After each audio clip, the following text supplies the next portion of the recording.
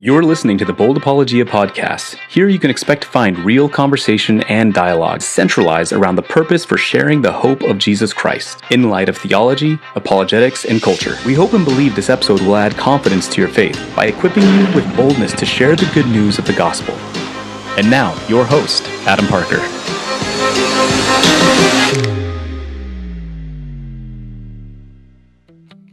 Hello there, and welcome back to the Bold Apologia podcast. This is part 12 of our ongoing series, Sanctify Christ as Lord, where we're slowly walking through the Beatitudes from Jesus' Sermon on the Mount, and we're allowing them to shape not only what we believe, but how we believe, how we respond, and how we relate to others under the lordship of Jesus Christ. And this week, we are in Matthew chapter 5, verse 7, which really, honestly, hit me hard.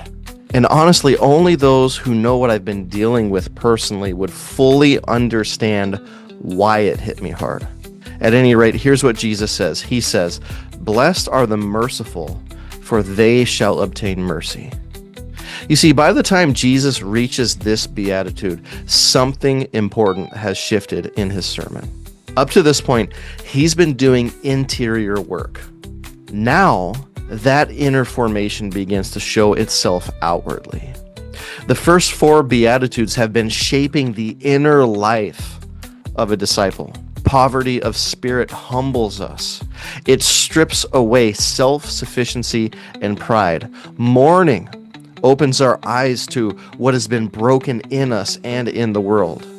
Meekness loosens our grip on self-justification and retaliation. Hunger and thirst for righteousness reorient our desires toward what is truly right and truly good. All of that work happens inside, in us, deep within. But now something is changing. Jesus turns from what is forming within us to what begins to flow from us. What has taken root in the heart now becomes visible in how we treat other people.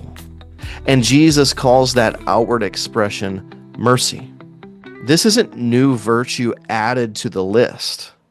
It's the fruit of everything that has come before. The word Jesus uses for mercy in Matthew chapter 5, verse 7 is the Greek word eleos.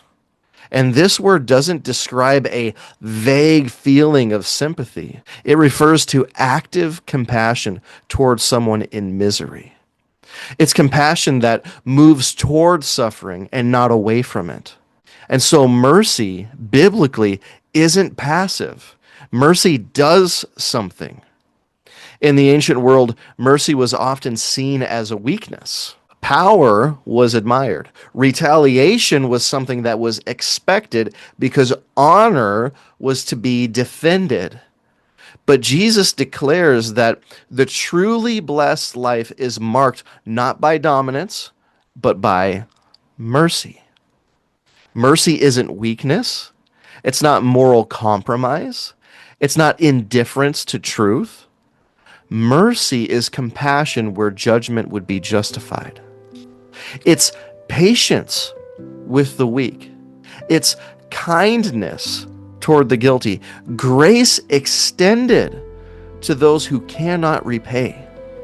And mercy always costs something. It costs us our pride. It costs us our control. It often costs us the satisfaction of being proven right. And that cost is precisely why Jesus calls the merciful blessed.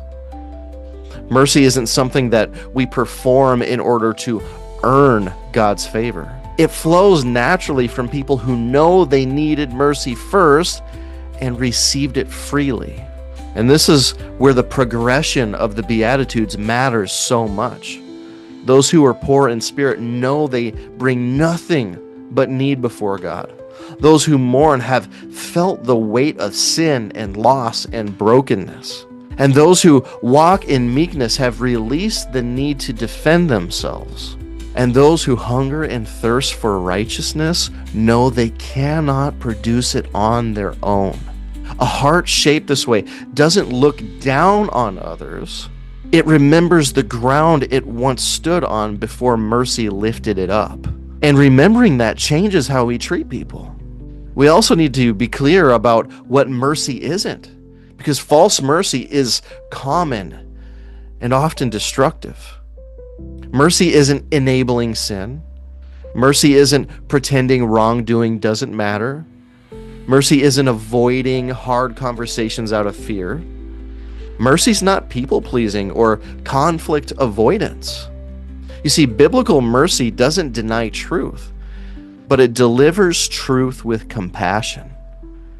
Jesus never minimized sin, but he never withholds mercy either. We see this perfectly in his interaction with the woman caught in adultery. What did he say? He said, "Neither do I condemn you." That's mercy.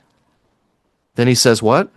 "Go and sin no more." That's righteousness. The two belong together. And why?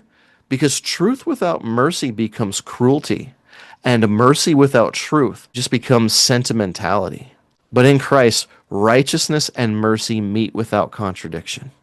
When Jesus says, "Blessed are the merciful, for they shall receive mercy," he's not describing a transaction as though mercy earns mercy. He's revealing a mark of the kingdom. Those who extend mercy demonstrate that they have encountered mercy. Mercy doesn't originate in us. It flows through us from a source that we've already received. Jesus reinforces this truth elsewhere, especially in the parable of the unforgiving servant. A servant who was forgiven an unpayable debt refused to show mercy to someone who owed him far less. The issue wasn't forgetfulness in this case. It was that the mercy he received never truly changed his heart. You see, those who have truly encountered God's mercy can trust that it will not run out. The God who met us in our emptiness doesn't become stingy with grace. The God who forgave us doesn't suddenly grow reluctant to keep forgiving. With God, mercy doesn't dry up at the source because he is the source of the mercy. Now, folks, with all that said, if mercy feels hard for you right now, that doesn't mean you're disqualified. It may mean you're tired. It may mean you're wounded. It may mean that you need to remember where you came from. But here's something you need to remember. Mercy grows best in hearts that never forget that they were rescued. When we forget the mercy we received, we begin to ration it out. But when we remember it, it flows more freely. Sometimes the barrier to mercy isn't a lack of compassion, but a loss of perspective. And this brings us back to the whole point of this series. To sanctify Christ as Lord isn't only to submit our beliefs to him, it's to submit our reactions, our judgments, and our treatments of others to his authority. Folks, mercy is one of the clearest signs that Christ is truly Lord of a life. Not because it's easy, but because it reflects his heart. And at the center of the gospel stands the cross, where justice and mercy meet perfectly. Christ bore judgment so that mercy could flow to us. And those who live under his lordship begin to reflect that same mercy outwardly. Jesus said that kind of life is blessed. It's the life of the kingdom. Folks, may we be people who remember where we came from. May we be people shaped by mercy. And may we live lives that show the mercy that we've received. Folks, if this podcast blessed you, would you do me a favor?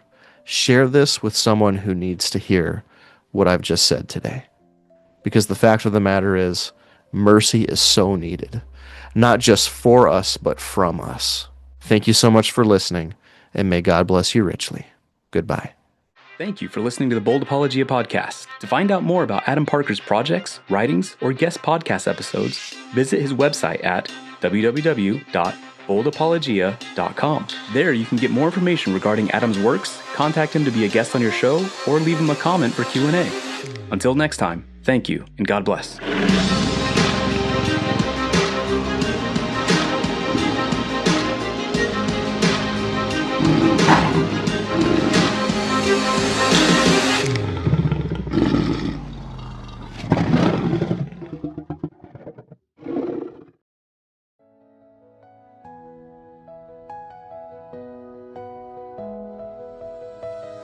You bend to the broken, you bind up every wound.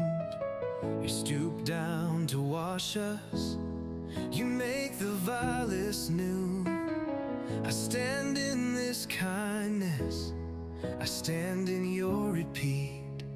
The judge upon the mercy seat has called my shackles free.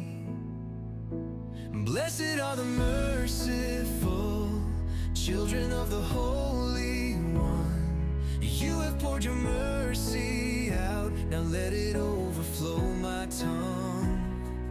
Freely I have received, freely I will give. Jesus, let your river run through how I choose to live.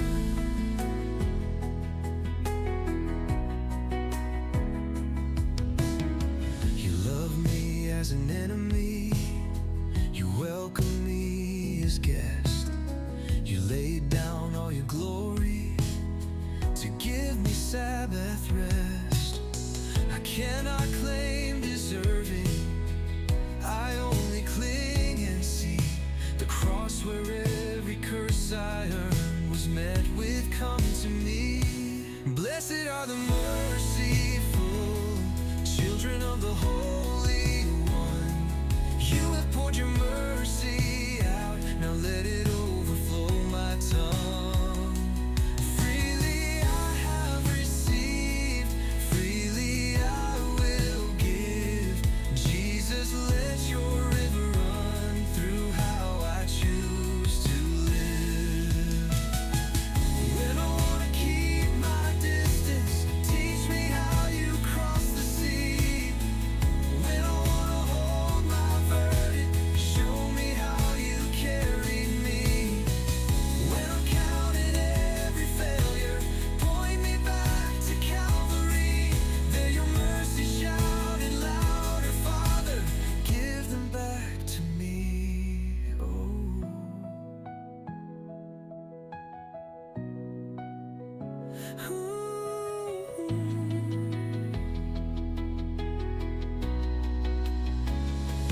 Blessed are the merciful, children of the Holy One.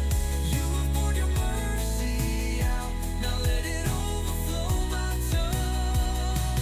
Freely I have received, freely I will give. Jesus, let your river run through how I choose to live. Make me poor in spirit, make my heart like yours. Blessed are the merciful, this is what you're asking for.